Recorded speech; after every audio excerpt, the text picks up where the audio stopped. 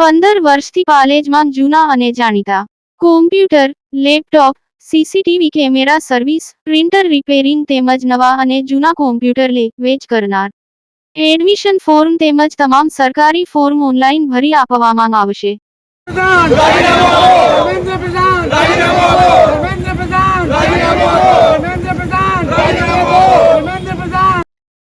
ભરૂચ કોંગ્રેસ દ્વારા દિલ્હીના જંતર મંતર ખાતે ચાલી રહેલા છાત્રોના આંદોલનના સમર્થનમાં તેમજ વિપક્ષી નેતા રાહુલ ગાંધીની અટકાયતના વિરોધમાં ભરૂચ કોંગ્રેસ દ્વારા શહેરના 5 બત્તી વિસ્તારમાં વિરોધ પ્રદર્શન યોજાયું હતું.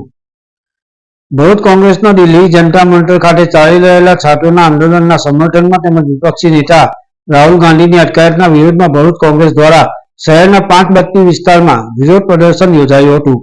કોંગ્રેસના આગેવાનો અને કાર્યકરો બેનરો અને સૂત્રોચ્ચાર સાથે રસ્તા પર ઉતર્યા હતા, પરંતુ કાર્યક્રમમાં જન સમર્થનનો અભાવ સ્પષ્ટ જોવા મળ્યો હોવાની લોકમુખે ચર્ચાઓ થઈ રહી છે.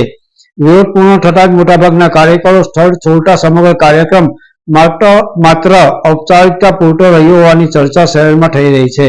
સ્થાનિક લોકોમાં પણ સવાલ ઉઠી રહ્યા છે કે પ્રજાના પ્રશ્નો માટે સતત લડત આપવાના બદલે કોંગ્રેસ માત્ર મીડિયા કવરેજ મેળવવા માટે આવા વિરોધ કાર્યક્રમો કરે છે કે કેમ.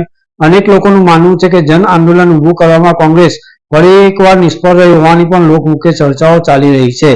ભરૂચમાં કોંગ્રેસનું આ વિરોધ પ્રદર્શન હવે ચર્ચાનો વિષય, જ્યાં વિરોધ કરતા વધુ ફોટોગ્રાફી અને મીડિયા હાજરીને મહત્વ આપ્યો હોવાના આક્ષેપો થઈ રહ્યા છે. પાલેજ ટાઈમ્સ, ભરૂચ. મુખ્ય સરકાર જ્યારથી આવી ત્યારે લોકોને જીવન જોખમમાં મૂકી દીધું છે. આ દેશનું યુવાધન બરબાદ થઈ રહેલું છે. એના માટે થોડાક જ યુવાનો ભેગા થઈ અને અસંખ્ય લોકો ભેગા થઈ ગયા ધીરે ધીરે આખા દેશમાંથી અને જંતર મંતર પર ભેગા થઈ અને એક આંદોલનના સ્વરૂપમાં થઈ ગયું. ત્યારે એને કુચલવા માટે આ તાનાશાહની સરકારે ગુજરાતીઓ બે દ્વારા, હું ગુજરાતનો છું, ગર્વ હોય પણ ગુજરાતથી મારું માથું ઝૂકી જાય છે તો ગુજરાતી છું, કારણ કે બે ગુજરાતીઓ દ્વારા જ્યાં દેશનું યુવા, આ દેશનું ભવિષ્યને આ બેન દીકરીઓને જે રીતે દબાવવામાં આવી, જે રીતે સોશિયલ મીડિયા પર ફોટા અને વિડીયો વાયરલ થઈ રહ્યા છે, ગમે તેમ રીતે લાઠીચાર્જ ને કરવામાં આવ્યું, એના વિરોધમાં અમારા ઓપોઝિશન લીડર રાહુલજી અને ખડગેજી એની ચર્ચા કરવા માટે સંસદમાં માંગણી કરી તો એક લફ્ઝ પણ ચર્ચા ના કરી શાસક પક્ષે. તો એમના દ્વાર પર ગયા પ્રધાનમંત્રીના અને ત્યાં પણ એવો બહાર ના આવ્યા ચર્ચા કરવા માટે.